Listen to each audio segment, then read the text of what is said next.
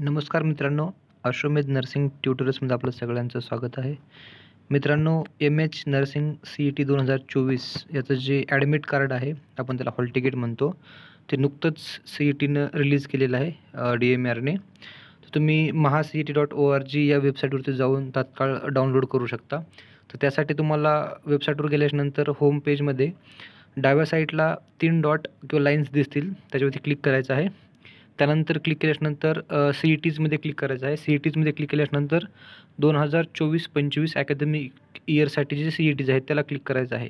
त्यानंतर तुम्हाला त्या ठिकाणी तुमचं युजर नेम आणि पासवर्ड टाकून लॉग इन करण्यासाठी ऑप्शन येईल. तर त्या ठिकाणी तुम्ही साइन इन केल्याच्यानंतर तुमचा जो काही युजर नेम आणि पासवर्ड असेल तो टाकल्याच्यानंतर तुम्हाला मग त्या ठिकाणी मेन्यूज ओपन होतील अलग-अलग. त्या ठिकाणी डाउनलोड्समध्ये किंवा तुम्ही ॲडमिट कार्ड त्या ठिकाणी सी.ई.टीचं तुम्ही डाउनलोड करू शकता. खूप सारे 5-6 ऑप्शन असतील, त्यापैकी ॲडमिट कार्डच्या ऑप्शनवरती क्लिक केल्यानंतर तुम्ही त्या ठिकाणी ॲडमिट कार्डला तुम्ही क्लिक करून डाउनलोड करू शकता. अशा प्रकारे एम.एच. सी.ई.टीनं या ठिकाणी रिलीज केलेलं आहे.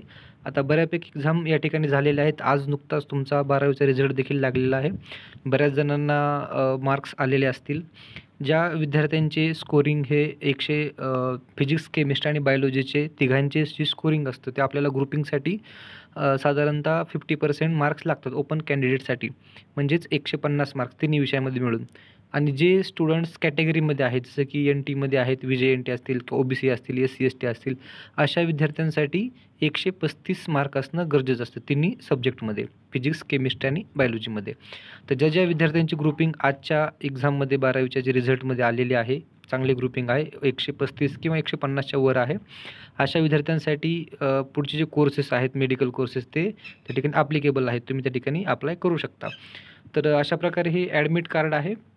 बरेच जण खूप दिवसापासून या नर्सिंग सी.ई.टीच्या ॲडमिट कार्डची वाट बघत होते, कारण डेट ही 28 तारीख त्या ठिकाणी ऑलरेडी त्यांनी डिक्लेअर केली होती. परंतु ही जी नर्सिंग सी.ई.टी आहे, नर्सिंगची वेळोवेळी त्या ठिकाणी पोस्टपोन करण्यात आली होती. ही जी एक्झाम डेट असेल किंवा तुमची रजिस्ट्रेशन डेट असेल ती वेळोवेळी त्या ठिकाणी पोस्टपोन केली होती, कारण जी रिक्वायर्ड अमाऊंट ऑफ जे हे असतात ॲप्लिकेशन असतात ते त्या ठिकाणी कमी होते. त्यामुळं किंवा जे व्हॅकन्सीज आहेत, सीट्स आहेत, ते जास्त असल्यामुळं त्या ठिकाणी एक्झाम पोस्टपोन होत होती किंवा ती जी डेट आहे ती डेट्स सगळ्या पोस्टपोन होत होत्या. तर त्यानंतर अशा प्रकारे हॉल तिकीट या ठिकाणी आलेलं आहे. तर तुम्ही याच्यामध्ये हॉल तिकीटवरती बऱ्याच खाली नोटिफिकेशन त्यांनी दिलेलं आहे. नोटिफिकेशनमध्ये त्यांनी जे काही सूचना असतात त्या सूचना त्या खाली दिलेल्या आहेत. तर आपण याच्यामध्ये बघूयात. हॉल तिकीटमध्ये तुमचं नाव, त्यानंतर रोल नंबर वगैरे आहे आणि डेट ऑफ बर्थ आहे. ज्यावेळेस तुम्ही त्या ठिकाणी एक्झाम सेंटरला जाताल त्यावेळेस तुम्हाला लॉग इन करण्यासाठी तुमच्या स्क्रीनवरती रोल नंबर आणि डेट ऑफ बर्थ, तुमचा जो काही पासवर्ड असेल तो त्या ठिकाणी टाकायचा आहे. ठीक आहे. आता तुमचा जो पासवर्ड आहे ह्या वेबसाईटचा हा पासवर्ड वेगळा असेल. पण तुम्ही ज्यावेळेस एक्झाममध्ये जाता, तुम्ही त्या PCवरती किंवा कॉम्प्युटरवरती ज्यावेळेस तुम्ही बसता त्यावेळेस तुम्हाला त्या ठिकाणी युजर नेमसाठी तुमचा रोल नंबर टाकायचा आहे आणि date of birth as a password म्हणून त्या ठिकाणी तुम्ही टाकायचं आहे. बरेच विद्यार्थ्यांनी नीटची परीक्षा दिलेली असेल किंवा दुसऱ्या कुठल्या सी.ई.टीची एक्झाम दिलेली असेल, आपली जनरल सी.ई.टी. सोबतच काही जण असतील की फक्त नर्सिंग सी.ई.टीच एक्झाम देत आहेत, असे पण बरेच जण असतील. तर अशा विद्यार्थ्यांसाठी त्या ठिकाणी हा ऑप्शन आहे किंवा ही गोष्ट त्या ठिकाणी त्यांनी सांगितलेली आहे. किंवा जर तुम्हाला काही डाऊट असेलच तर त्या ठिकाणी एक्झाम हॉलमध्ये जे काही असतात पर्यवेक्षक किंवा सुपरवायझर ते त्या ठिकाणी तुम्हाला सांगतीलच.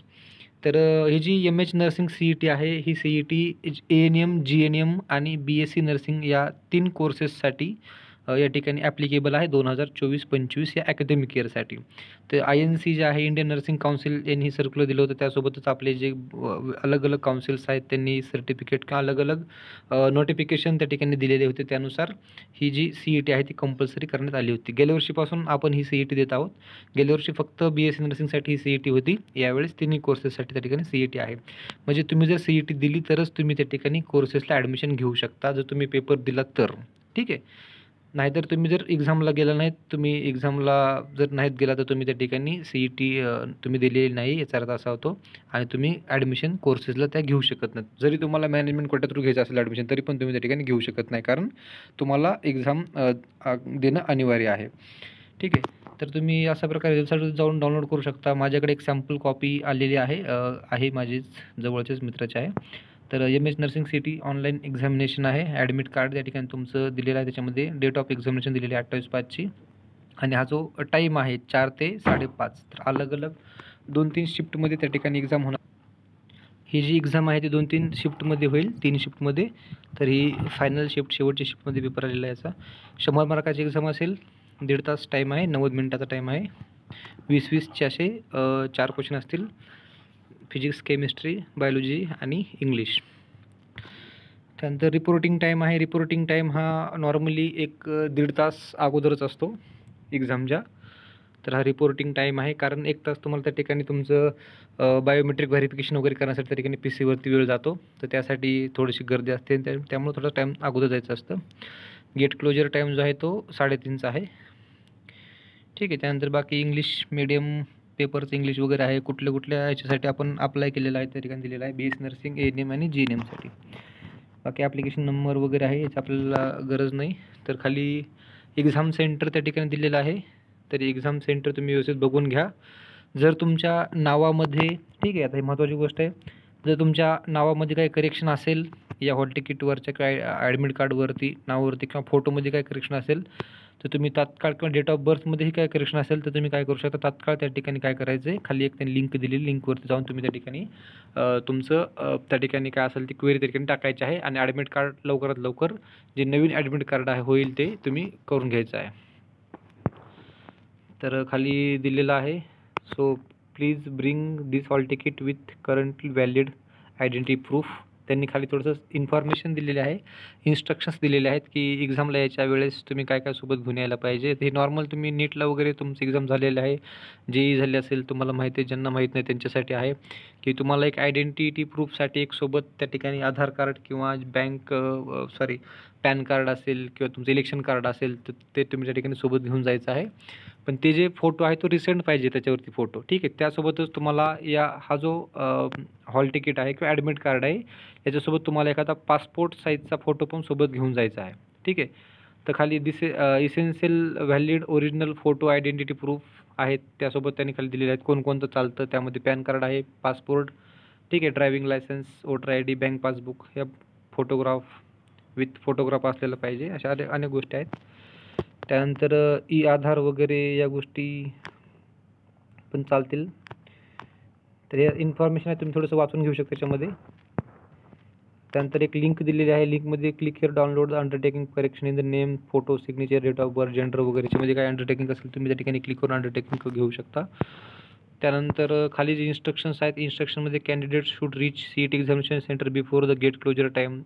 गेट क्लोजर टाईम जो आहे 3:30चा. आता 4ला एक पेपर असेल तर 3:30 गेट क्लोजर टाईम आहे, म्हणजे अर्धा तास अगोदर. तर त्याच्या अगोदरच तुम्हाला 1 तास अगोदर तुम्ही त्या ठिकाणी आत एंट्री घ्यायची आहे, जायचं आहे. त्यानंतर रोल नंबर, पासवर्ड वगैरे त्या ठिकाणी त्यांनी दिलेला आहे, डेट, मंथ, इयरमध्ये आहे. त्यानंतर रिक्वायर्ड हॉल तिकीटसोबत व्हॅलिड फोटो आयडेंटिटी प्रूफ पाहिजे, रिसेंट साईजचा फोटो. त्यानंतर कॅन्डिडेट शूड ऑप्टेड स्क्राईब. जर कोणी समजा एखादा लाईक हँडिकॅप वगैरे आहे, हाताने वगैरे हँडिकॅप आहे, तर अशा लोकांसाठी, अशा स्टुडंटसाठी, कॅन्डिडेटसाठी त्या ठिकाणी जर तुम्हाला कोण रायटर वगैरे ठेवायचं असेल किंवा कोणी एखादा हेल्पर ठेवायचा असेल तर तुम्ही त्या ठिकाणी असं एखादं पहिलंच लेटर घेणं गरजेचं आहे त्यांच्याकडून. डिसेबिलिटी सर्टिफिकेट पाहिजे, ठीक आहे. त्याने प्लस एक्स्ट्रा टाईमसाठी तुम्ही अगोदरच त्या ठिकाणी जाऊन भेटायचं आहे. त्यानंतर ब्राउचर गिव्हिंग इन्फॉर्मेशन्स, ह्याच्यामध्ये बरंच काय काय दिलेलं आहे, CETच्या वेबसाईटवरती आहे, तुम्ही बघू शकता जाऊन. त्यानंतर बॉल पॉईंट पेन सोबत घ्यायचं आहे, कारण तरी आपल्याला साईन करायची असते अटेंडन्स शीटवरती, ठीक आहे. त्यानंतर बाकी इन्स्ट्रक्शन्स थोड्याशा दिलेल्या आहेत एक्झामबद्दल. यूज ऑफ बुक्स, नोटबुक्स, एखादं नोटबुक्स, कॅल्क्युलेटर वगैरे किंवा इलेक्ट्रॉनिक डिव्हायसेस, वॉच वगैरे, मोबाईल, हेडफोन, अशा गोष्टी त्या ठिकाणी अलाउड नाही आहेत, तर ते सोबत घेऊन जायचं नाही. सोबतच कॅश वगैरे जरी असेल, पैसे ते पण सोबत न्यायचं नाही, ते पण सर्व तुम्ही बॅगमध्ये बाहेर ठेवायचं आहे किंवा कोणा रिलेटिव्हकडं ठेवून द्यायचं आहे, ठीक आहे. इव्हन बसचं तिकीट जरी असेल तर तुम्ही त्या ठिकाणी सोबत घेऊन ठेवायचं नाही. बसचं तिकीट जर असेल तर तुम्ही ते टाकून द्यायचं आहे किंवा बाहेर ठेवायचं आहे. Any query for change name date will not be entertain. त्यानंतर याच्या नावामध्ये वगैरे काही चेंजेस असेल तर ते एंटरटेन केले जाणार नाहीत, त्यामुळं अगोदरच काय ते करून घ्या.